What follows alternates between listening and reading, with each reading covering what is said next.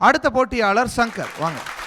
தங்களது ஆட்சி காலத்தில் தமிழை ஆட்சி வழக்காடு மொழியாக உயர்நீதிமன்றத்தில் ஆக்க என்ன திட்டங்களை வைத்துள்ளீர்கள், எவ்வாறு செயல்படுத்தப்பட போகிறீர்கள்?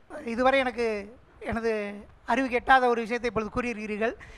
இந்த திட்டத்தை கண்டிப்பாக கொண்டு வர முயற்சி எடுப்பேன். ஒருத்தர் வழக்காடிக்கிட்டு இருக்கார், ஒரு வழக்கறிஞர், இன்னொருத்தரும் அரசுக்கு சார்பாக வழக்காடுறாரு. நீதிபதி தூக்கு தண்டனை விதிக்கிறாரு, ஆனால் சம்மந்தப்பட்டவருக்கு எதுவுமே வழங்கலை. இது எப்படி நீதிமன்றமாக இருக்க முடியும்? இது அநீதிமன்றம் இல்லையா? ஒரு சட்ட திருத்தம் கொண்டு வந்து தமிழ் வழக்காடு மத்திய அரசு கையில் இருக்குங்கய்யா, மத்திய அரசு கையில், உச்ச நீதிமன்றத்து கையில் இருக்குது. கோரிக்கை வைப்போம். அதுதான் என்ன, பிரதமரை சந்திப்போம், முறையிடுவோம், கோரிக்கை வைப்போம். சந்திப்போம், முறையிடுவோம், கோரிக்கை வைப்போம். நன்றி.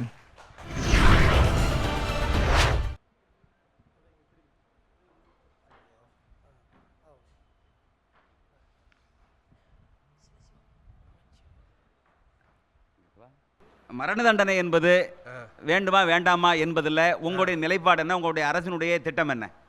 அவர் எவ்வளவு பெரிய குற்றம் செய்திருக்கார் என்பதற்கு தகுந்தவாறு மரண தண்டனை விதிக்கப்படும். மரண தண்டனை என்பது உலக நாடுகளில் பல நாடுகளில் இருந்து அது நீக்கப்பட்டு அதற்கான மாற்று தண்டனை முறைகள் வந்து கொண்டிருக்கின்ற இந்த காலத்தில் சரி, நீங்கள் குற்றத்திற்கேற்றவாறு மரண தண்டனை இருக்கணும்னு சொல்கிறீங்க.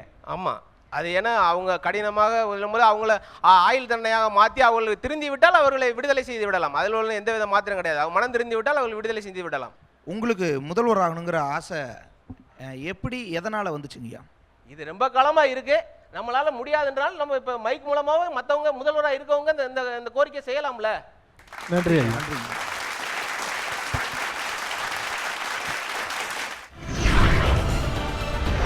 ஆண் பெண் சமத்துவத்தை உருவாக்க என்ன மாதிரியான திட்டங்களை நீங்கள் முன்வைக்க போகிறீர்கள்?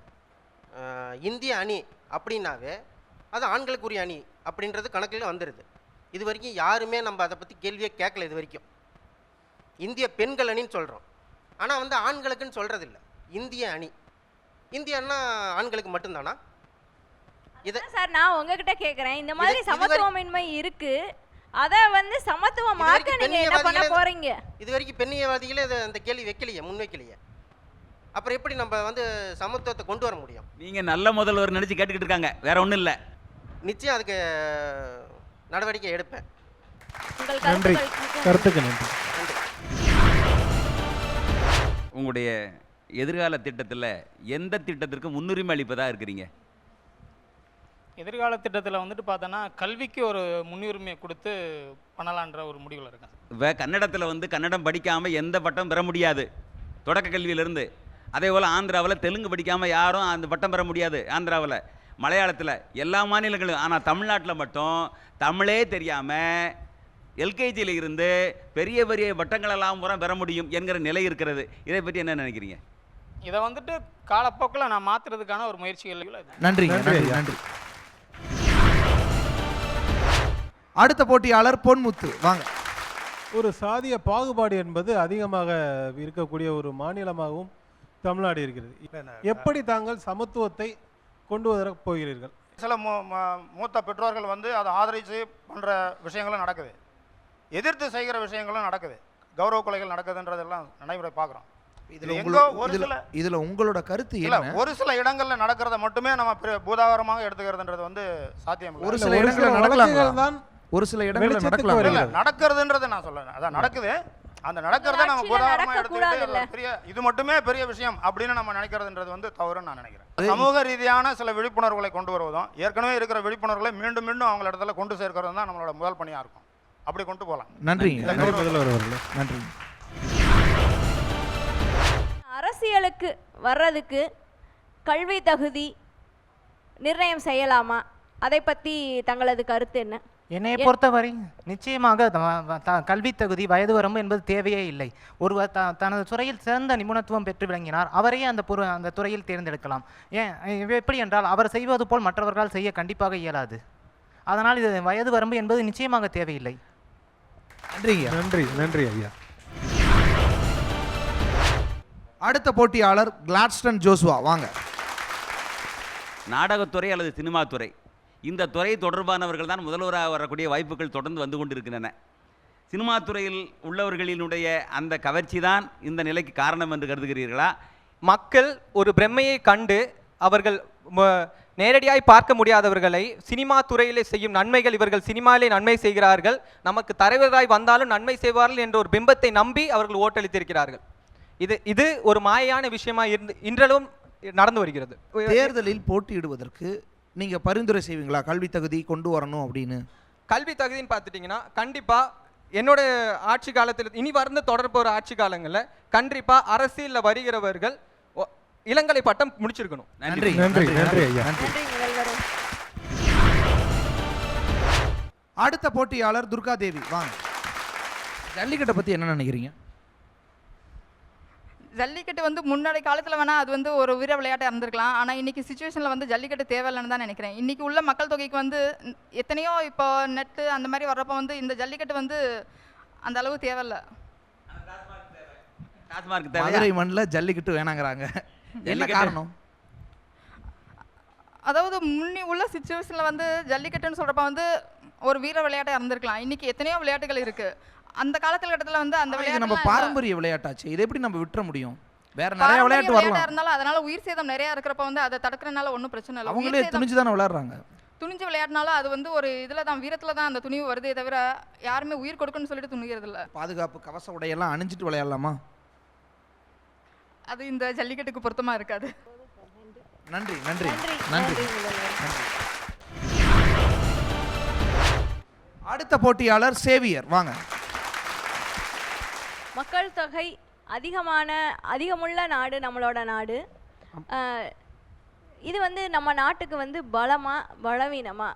பலவீனத்தை குறைச்சிட்டு நம்ம பலமாக மாற்றணும். இனிமேல் மக்கள் தொகை பெருகாமல் இருக்கிறதுக்கு முயற்சி செய்யணும். நான் இப்போ என்ன பண்ணலான்ற பிளானில் இருக்கிறேன்னா, நம்ம தமிழ்நாடு அக்ரிகல்ச்சர் யூனிவர்சிட்டி மூலமாக அவங்கள்ட்ட இம்ப்ரூவ் பண்ணுறதுக்கு நம்ம இப்போ இருக்கிற நிலம் வந்து இனிமேல் பில்டிங்காக மாறாமல் இருக்கிறதுக்கு முதல்ல சட்டம் இயற்றப்படும்.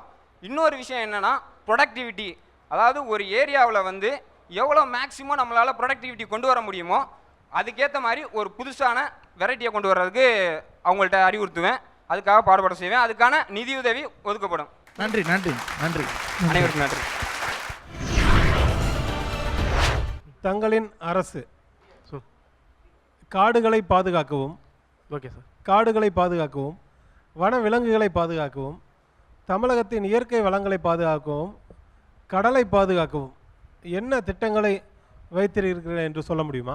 அருமையான கேள்வி கேட்டேங்க சார். பட் அதை பற்றி சிந்திக்கலாம் இல்லை. பட் வேறு நெக்ஸ்ட் கொஸ்டின் ஜாதி ரீதியாக வேறு எதுவும் எனக்கு தெரிஞ்சதை நான் பேச முடியும். என்னங்க வனத்தை பற்றி எனக்கு எதுக்கு அப்படிங்கிறாரு ஐயா? இல்லைங்கய்யா, அது எனக்கு பொறுப்பு இருக்குது சார், நான் இல்லைன்னு சொல்ல கிடையாது. அதில் எனக்கு பொறுப்பு இருக்கு, நான் இல்லைன்னு சொல்ல கிடையாது.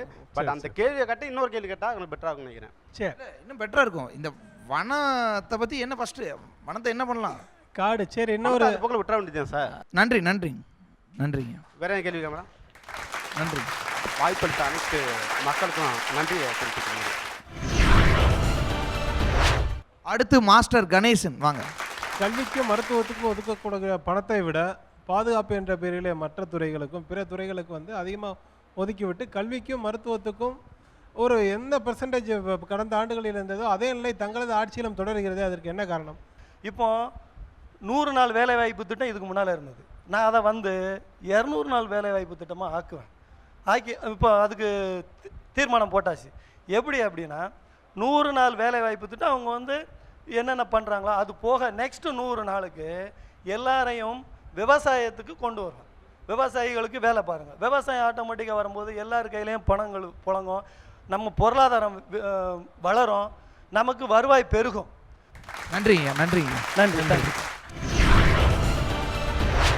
அடுத்த போட்டியாளர் பழனிக்குமார், வாங்க. இந்த 4 வழிச்சாலைகளில் வசூல் செய்யப்படக்கூடிய பணம் கட்டணம் குறைக்கப்படுமா அல்லது முழுவதுமாக ரத்து செய்யப்படுமா அல்லது அரசே அதனை ஏற்று நடத்தி அந்த பணத்தை அரசின் கஜானாவுக்கு கொண்டு செல்ல தங்களின் ஆட்சியில் ஏதாவது நடவடிக்கை எடுக்கப்படுமா? இதுக்கென்று ஒரு தனி ஒரு குறிப்பிட்ட சில குழுவை அமைத்து அதில் நல்ல அதிகாரிகளை நியமித்து இப்போ பார்த்தீங்கன்னா மற்ற நாடுகளைப் போல் இப்போ வெளிநாட்டில் சைனா இந்த மாதிரி நாடுகளில் பார்த்தீங்கன்னா ஒரு கான்ட்ராக்ட் கொடுத்தவங்களுக்கு அந்த கான்ட்ராக்ட் கொடுத்து இத்தனை வருடங்கள் பராமரிப்போடு நன்றாக பராமரித்தால் மட்டுமே மீண்டும் அவளுக்கு வாய்ப்பு கொடுக்கப்படும். அதுபோன்று சில நடைமுறைகளை மாற்றினால் கண்டிப்பாக அவர்கள் ஒழுங்கான ரோடாக போடுவாங்க. அந்த சாலையை திரும்ப பராமரிக்கணும், திரும்ப செலவு வருமே அப்படின்னு இருக்கும், அந்த பயம் வரும். இப்போ எப்படி அமைத்தாலும் சரி திரும்ப கான்ட்ராக்ட் கிடைக்குன்னு இருக்காங்க. அந்த மாதிரி ஆளுங்க புறந்தள்ளப்படுவார்கள். நன்றி நன்றி நன்றி. அடுத்த போட்டியாளர் பரந்தாமன், வாங்க. காதலர் தினம் கொண்டாடுவது சரியா தவறா? அதுக்கு ஆட்சியில என்ன செய்வீங்க? சரி சரி. அப்ப காதலர் தினம் கொண்டாடுறவங்கள பாதுகாப்பீங்க, மற்றவங்க தடுத்தா அதை வந்து நீங்க வந்து இது அரசாங்கத்துடைய வேலை இல்லை. நீங்க ஏன் முதலமைச்சர் ஆகணும்னு நினைக்கிறீங்க? மக்களுக்கு ஒரு நல்ல ஆட்சி, அதாவது மக்கள் வாழ்றதுக்கு நல்ல ஒரு சூழ்நிலையை உருவாக்கி தரணும். அதான் என்னோட முக்கியமான கொள்கை. நல்லதுங்க, நன்றி நன்றி நன்றிங்க. ஜூட் உங்களில் யார் முதல்வர் இணைந்து வழங்குவர்கள் ஆட்சி மசாலா ஏறத்தாழ நிறைவு பெற்றுச்சு இந்த மதுரை நேர்முக தேர்வு. இனி யார் யாரெல்லாம் மதுரை நேர்முக தேர்விலிருந்து அடுத்த கட்டத்துக்கு முன்னேற போறாங்க அப்படின்னு பார்க்கலாம். வெற்றியாளர்களை இனி நடுவர்கள் அறிவிப்பாங்க. முதலாவதாக கிளாட்சன் சோசுவா, இரண்டாவது நபர் பழனிக்குமார், மூன்றாவது நபர் சேவியர்.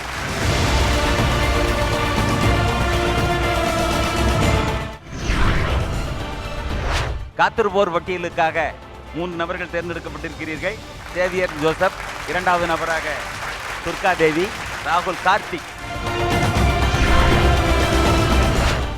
மதுரை நேர்முக தேர்வு நிறைவடைஞ்சிருக்கு. 3 பேர் அடுத்த சுற்றுக்கு முன்னேறி இருக்காங்க. இன்னும் 3 பேர் காத்திருப்பு பட்டியலில் இருக்காங்க. அவங்கள இருந்து ஒருவரோ அல்லது இருவரோ அடுத்த சுற்றுக்கு முன்னேறுவதற்கான வாய்ப்பு இருக்குது. ஜூட் உங்களில் யார் முதல்வர் இணைந்து வழங்குவர்கள் ஆட்சி மசாலா?